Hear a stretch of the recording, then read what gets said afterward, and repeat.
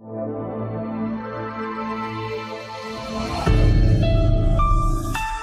बच्चों, स्वागत है आप सभी का आपकी हिंदी व्याकरण की कक्षा में। तो शुरू करते हैं वाणी श्रृंखला की पाठ्यपुस्तक मेरी हिंदी व्याकरण कक्षा 4। आज हम करेंगे पाठ 6। लिंग। पाठ का नाम है लिंग। देखिए, पढ़िए और समझिए। अब यहाँ 2 चित्र दिए गए हैं बच्चों। इन चित्रों के नीचे वाक्य लिखे हैं। आइए इन वाक्यों को पढ़ते हैं। लड़का खेल रहा है, लड़की खेल रही है। एक चित्र में लड़का खेल रहा है, दूसरे चित्र में लड़की खेल रही है। इस चित्र में बैल चर रहा है। ये बैल है, ये चर रहा है। इस चित्र में गाय चर रही है। उपर्युक्त वाक्यों में लड़का, लड़की, बैल, गाय आदि शब्दों से उनके पुरुष जाति या स्त्री जाति से संबंधित होने का बोध हो रहा है। इन शब्दों से किसका बोध हो रहा है कि वो पुरुष जाति से हैं या स्त्री जाति के हैं। शब्द के जिस रूप से किसी के पुरुष जाति या स्त्री जाति के होने का बोध होता है उसे लिंग कहते हैं। ठीक है, जहां हमें ये पता चलता है कि ये पुरुष जाति से है या ये स्त्री जाति से है, उसे कहा जाता है लिंग। लिंग के भेद। आइए पढ़ें, लिंग के भेद कितने होते हैं। लिंग के 2 भेद होते हैं। पुल्लिंग पहला, जिस संज्ञा शब्द से उसके पुरुष जाति के होने का बोध होता है उसे पुल्लिंग कहते हैं, जैसे दादा, हाथी, बूढ़ा आदि। दूसरा है स्त्रीलिंग, जिस संज्ञा शब्द से उसके स्त्री जाति के होने का बोध होता है उसे स्त्रीलिंग कहते हैं, जैसे दादी, हथिनी, बुढ़िया आदि। कुछ शब्द जो प्रायः पुल्लिंग ही रहते हैं वे इस प्रकार हैं। अब कुछ शब्द ऐसे हैं बच्चों जो पुल्लिंग ही रहते हैं, उनका कोई स्त्रीलिंग नहीं होता है।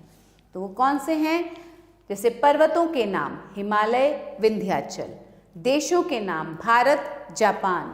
वृक्षों के नाम अशोक का पेड़, आम का पेड़। नगरों के नाम जयपुर, आगरा। सागरों के नाम हिंद महासागर, अरब महासागर।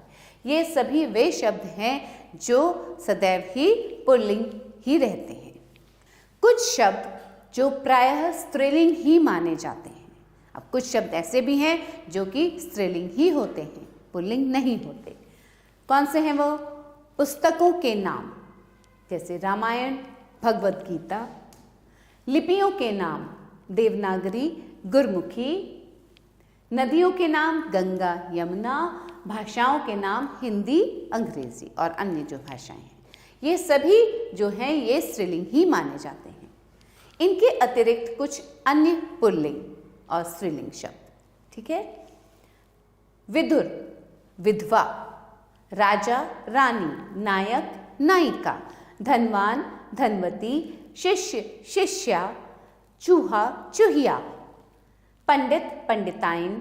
कवि, कवयित्री।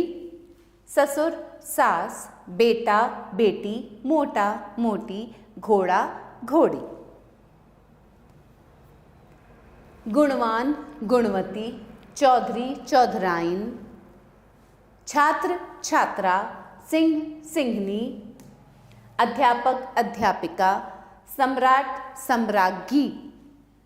जाट, जाटनी। देवर, देवरानी। चलो बच्चों, अब अभ्यास करें।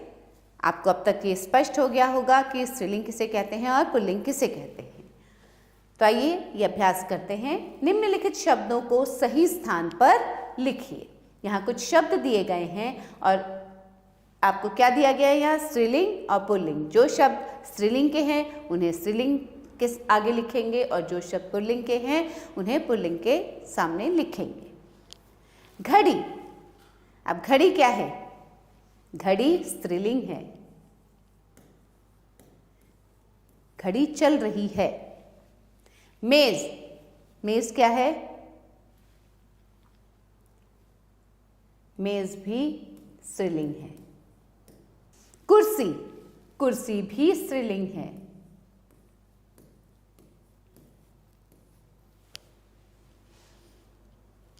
पलंग, पलंग भी स्त्रीलिंग है।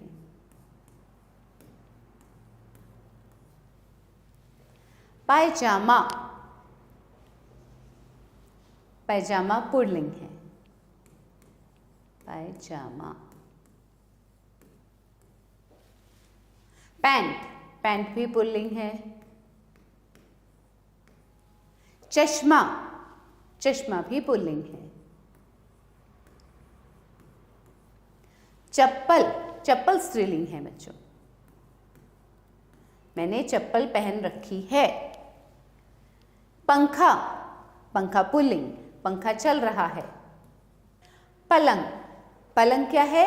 पुल्लिंग, पलंग पुल्लिंग। पायजामा, पायजामा भी पुल्लिंग है। पैंट, पैंट भी पुल्लिंग है। चश्मा, चश्मा पुल्लिंग। चप्पल, चप्पल स्त्रीलिंग, चप्पल। पंखा, पंखा पुल्लिंग, पंखा चल रहा है। और कलम, कलम स्त्रीलिंग। ठीक है बच्चों, आगे चलते हैं। निम्नलिखित शब्दों के लिंग लिखिए। अब हमें ये लिखना है कि ये स्त्रीलिंग है या पुल्लिंग है।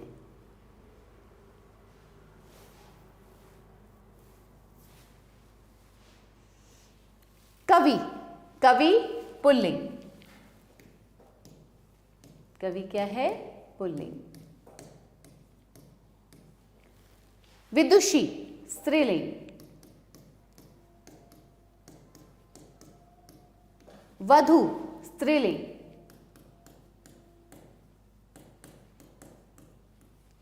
माली, माली पुल्लिंग।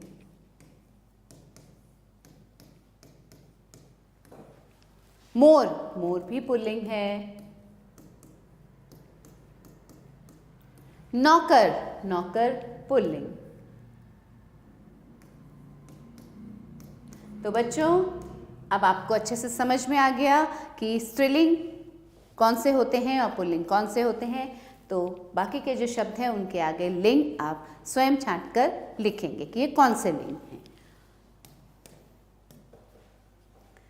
यही समाप्त करते हैं इस पाठ को और फिर मिलेंगे एक नए पाठ के साथ, कुछ नया सीखेंगे। तब तक के लिए पढ़ते रहिए। आभार।